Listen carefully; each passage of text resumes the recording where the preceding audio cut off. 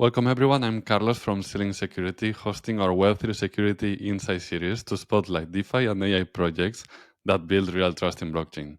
Today, I'm thrilled to welcome Haley Cromer, Chief of Ecosystem and Partnerships at CrossFi, a next-generation digital ecosystem offering payment solutions. Haley, how are you? So happy to have you here. I'm good. Thank you so much for having me. Excited to be here to answer some questions from you. Yeah, excellent. So maybe you can start by introducing yourself. Yeah, definitely. So I'm Haley Cromer, and I work closely with the CrossFi team on strategy, partnerships, and ecosystem growth. Originally, I focused on developer relations, so I joined the team as their DevRel, actually scaled the DevRel initiative from 0 to 1 as we launched our mainnet, EVM mainnet last October. So it's been about 14 months now that we've been able to successfully be in mainnet, and I've scaled that ecosystem. Recently, in the last 6 months, I took on as the chief ecosystem lead so that I could continue to build out those endeavors and further, push the narrative out. And that includes, education, evangelism, hackathons, speaking at events, speaking with institutional partners, and still kind of very hands-on DevRel work at its core. Well, then, congratulations for that, of course. Yeah. So, what is CrossFi? Yeah, so CrossFi is a DeFi ecosystem designed to bridge traditional finance with crypto. We aim to be the first Web3 bank. But we want to do this in a practical and user-first way. So at its core, CrossFi combines decentralized infrastructure with familiar financial tools like payments, card, and fiat on-ramps and off-ramps so users can interact with Web3 without any friction at all. The goal is super simple. It's to make DeFi feel as intuitive and reliable as traditional finance without sacrificing decentralization. So the way that that works is we have an institutional partnership with Visa. We issue out physical and virtual cards. The virtual cards are connected to the CrossFi app, and then you can set it up to work with Apple Pay or Google Pay for online or in-person payments. And when you use the card, the transaction happens in a matter of milliseconds. The crypto is off rampant into the receiving merchant's fiat, which is over 100 million merchants in 100 countries, wherever Visa allows. And it is a way that, people are starting to use crypto for everyday purchases. You can pay your rent in crypto.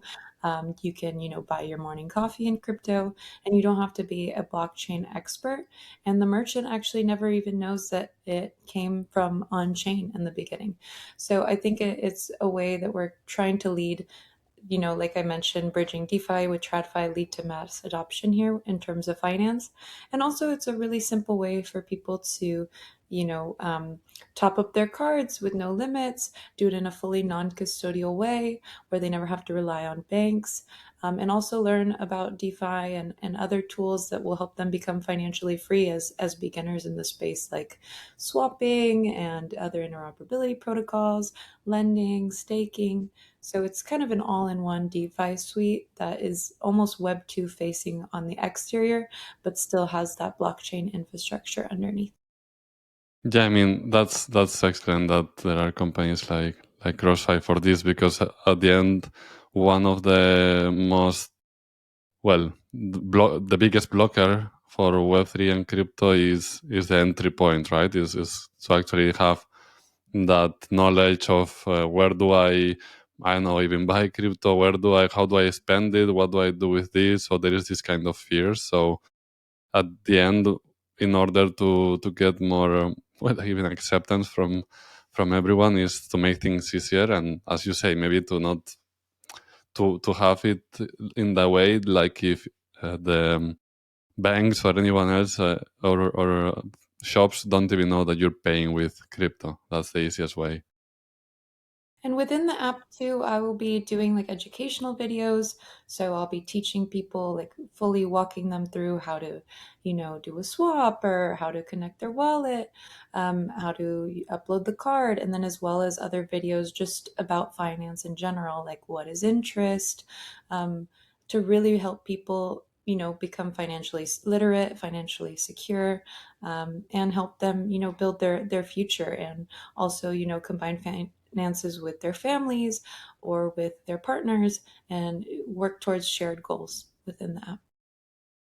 That's excellent. That's nice. So, does bringing in traditional finance elements like everyday payments help build more trust with users in DeFi? Yes, definitely. I think very much so, because familiar financial experience, such as paying with a card or managing funds in a recognizable way, lower the barrier to entry. Also, when you have something like Visa, everybody's comfortable.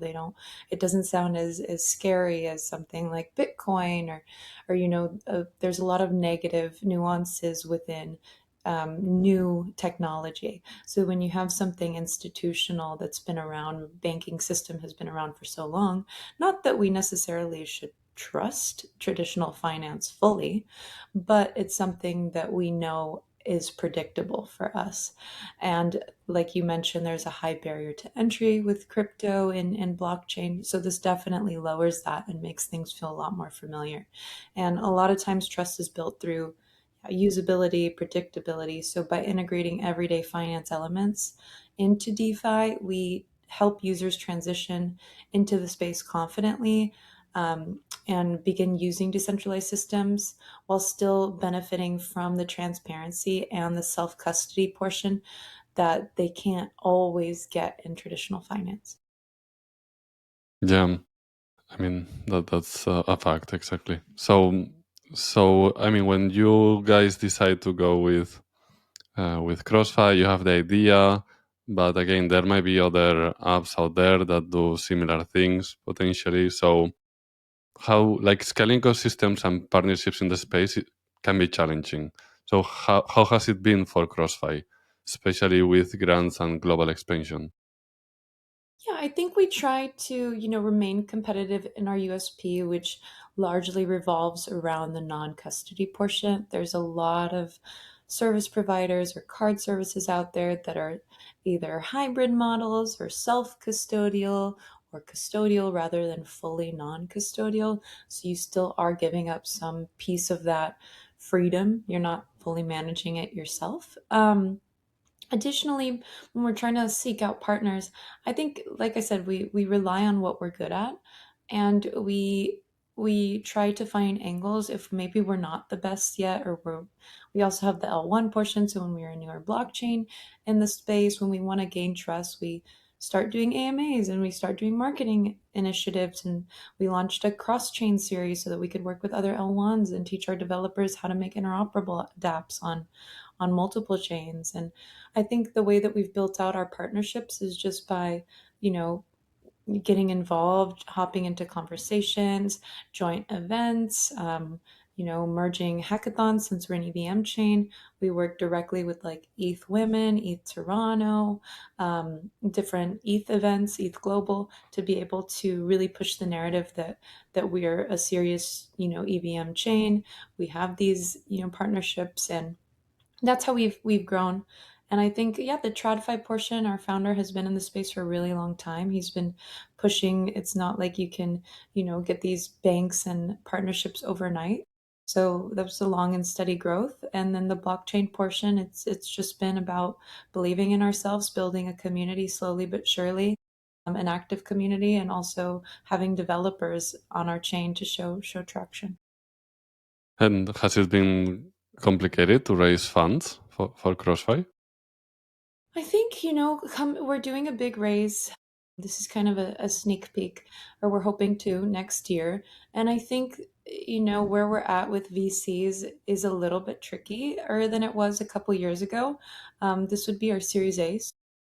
Prior to this, no, it hasn't been very tricky, but I think raising a lot of capital, because of course, even the TradFi portion of the banking industry is extremely expensive. So it costs a lot of overhead to make sure that our products run correctly, especially when we're pushing towards full global expansion. Right now, we've successfully launched in Southeast Asia, and we're doing a launch in LATAM in February. But to fully, cover our grounds everywhere and do like active incubations, It's going to be expensive, especially in terms of like licenses and regulation and making sure that everything is fully compliant from a finance standpoint. So I think, from what I've heard, we haven't started our raise yet. We'll start it next quarter, but it is a little bit trickier now to raise like a lot of capital in a Series A just because it's so competitive.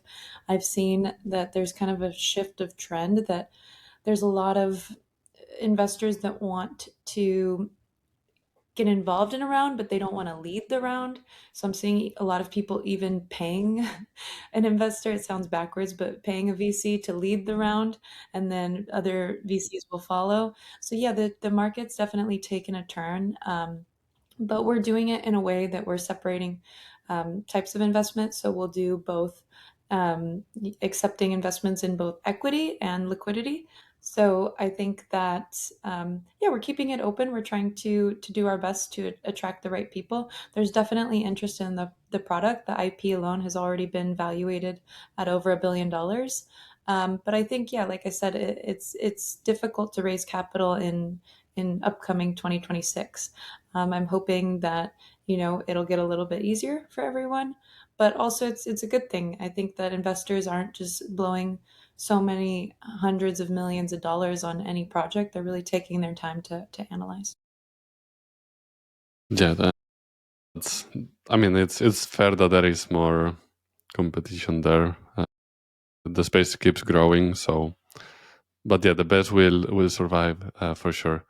So yeah, related to maybe VCs, for that you need to build trust, and you also build trust with the security of the protocol. So that's maybe where we start in the analyzing the security that you guys have considered through the process. So maybe like building the bridge between fiat and crypto, it's a big responsibility. So why don't you tell us what early decisions did you make around the security during development? Yeah, I think we made a lot of early decisions around security, um, from the ground up. So it was treated definitely as a foundational design principle, not just an afterthought. It wasn't like we built the blockchain that we wanted, and then all of a sudden we're like, okay, let's pay millions of dollars to get the best auditor in the space. We really took the time to make sure that the infrastructure was secure from the bottom up. That's why we decided to prioritize the modular architecture. We wanted clear separation of responsibilities across all the systems, and we wanted fully conservative assumptions around every model. So it allows us to design with resilience in mind and also reduce the systemic risk as a platform evolves. Of course, when we were in testnet or devnet, we conducted tons of tests, a lot of security protocols, lots of audits. Whenever we bring dApps onto our chain, we make sure that we set them up with auditing partners to ensure that they're secure. When we're doing interoperability endeavors, we make sure that everything's secure on both ends. So there's a lot of stress testing that goes into it. Our testnet was, a time where we did a lot of that. We made sure that we went through all the hoops and loops before we launched. Okay, so so it was mainly like through the process you had some partnership with the auditor firm, and they were kind of regularly reviewing the code base, or was more like, okay, we have it all done, we know that we want to release this date, let's start with the audits. No, it was ongoing. And we didn't just do auditing. We had like stress tests. We had developers ensuring security on there, and we would like simulate, crashes or failure or anything to make sure that our product was fully secure. We throughout our validator system, we also did a lot of stress tests. So during the testnet phase, this is where we were doing all of this work. Of course, now we regularly audit as well, so it's ongoing process. And then also from the infrastructure up, we made sure that we were choosing the most secure option for us. It's not something that's like an afterthought or something that we get to a point where people reach out to us and they say, "Hey, it's been this long since you've done this. It's time to do it." We're constantly thinking about security and our users, especially because when you have a non-custodial product, the risk is all on them because they're the only one handling it. And we want to make sure that they constantly feel secure. Yeah, I mean, that's also from the user experience part, that's where the front end basically comes in, and lots of protocols kind of neglect that part, right? Like that's the, I usually call it the good old cybersecurity, basically doing some pen testings, or even nowadays, like we also offer services like TypeScript audits.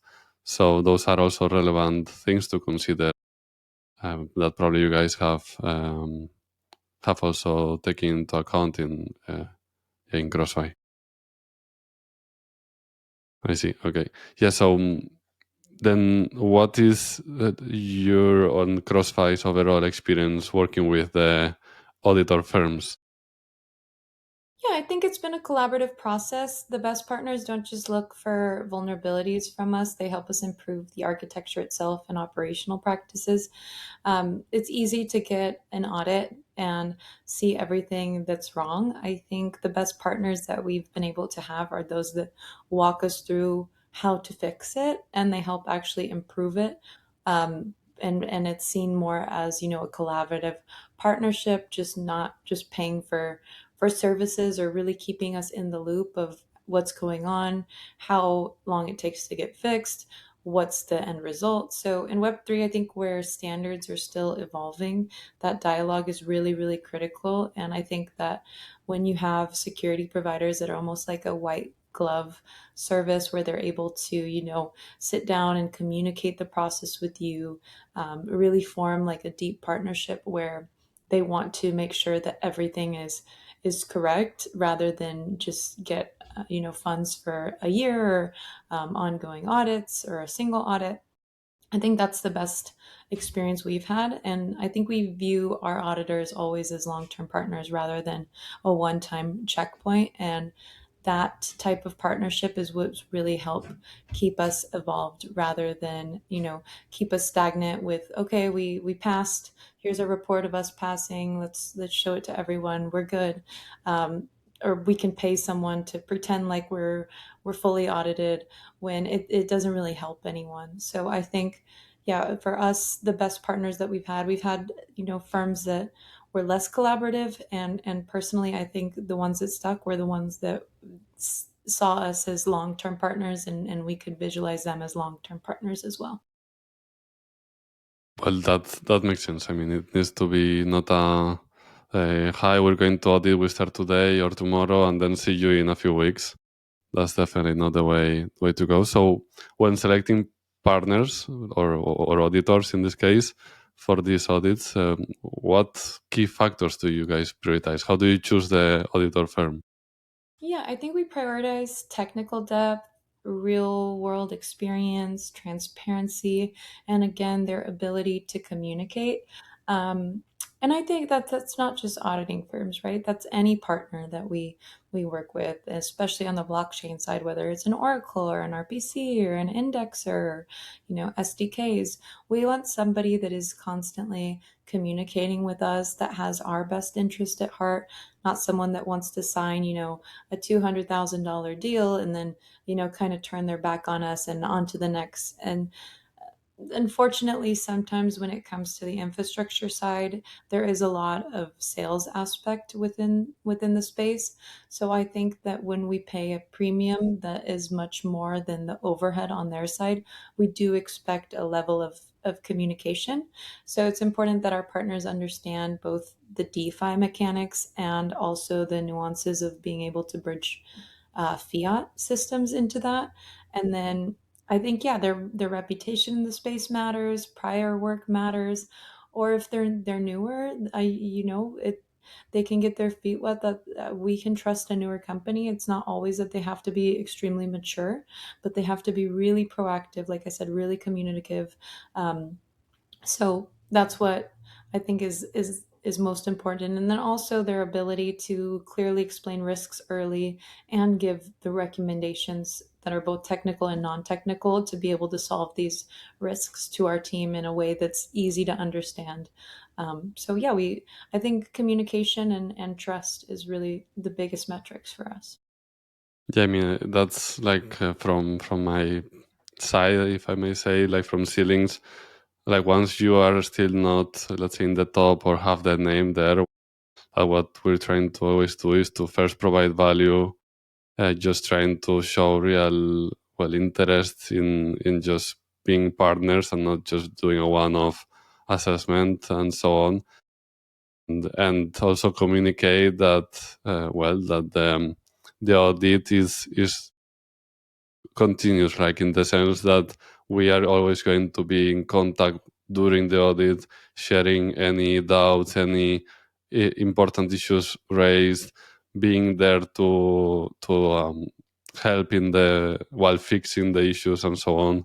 So that's definitely something relevant, and it's nice that you guys also say that consider different companies or that have been partnering with different auditors. So yeah, probably you've had different experiences. So that's excellent. Yeah. So moving to the fiat crypto bridge, how does something like CrossFi card make everyday payments easier and safer?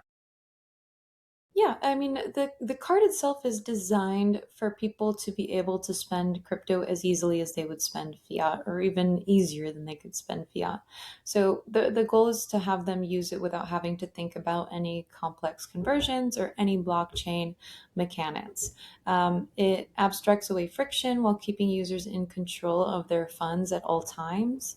And from a safety perspective, I think familiar payment flows combined with strong backend controls help reduce all those errors and improve the user's confidence overall.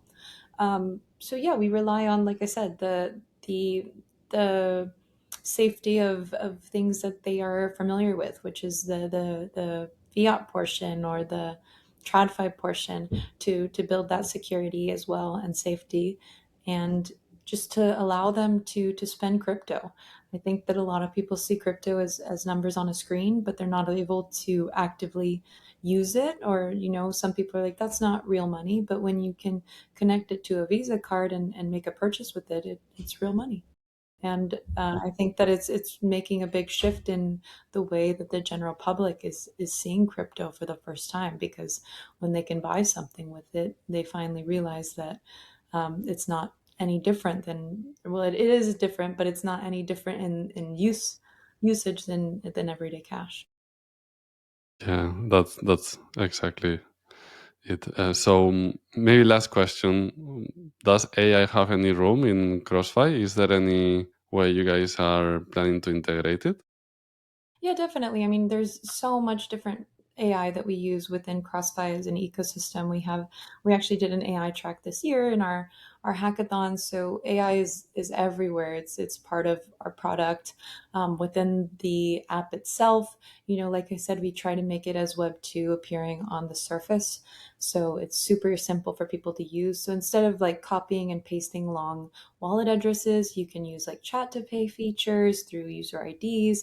So it's almost like putting in somebody's name or username through the chatbot, and they'll send the money to their wallet without having to copy and paste like OX5776, So it makes it so much easier for users that aren't used to like these complex processes. They can easily see where they're sending their money to, who it's to, almost like they were just texting a friend. We also have AI in terms of like DPIN solutions. We have AI embedded in some of our games and SocialFi apps. It's something that we use to, enhance our videos and marketing. It's become a part of our everyday life. I think there's not much in the CrossFit ecosystem that doesn't have AI. There's also apps within our ecosystem that allow for people to create apps with low or no coding experience using AI and machine learning. There's endless opportunities. Also, there's automation within yield aggregation. So it's everywhere. It's not something we can avoid at this point. Yeah, that's fair. Yeah, exactly. Okay, great. So thank you for for being here with us. Yeah, it was a pleasure to learn more about CrossFi and to understand how much you guys have care for building things securely and continue to do so. So thank you for being with us, Haley. Thank you so much for And having me. It's been fantastic. I love the questions, and I think, these type of questions are great for people in the space too. And I'm excited to hear other people's answers to the same questions as well. so we will be doing more of these interviews. So for everyone else, stay tuned. And yeah, and thanks for staying with us. Thanks for watching. And yeah, bye. Bye, everyone. Thank you.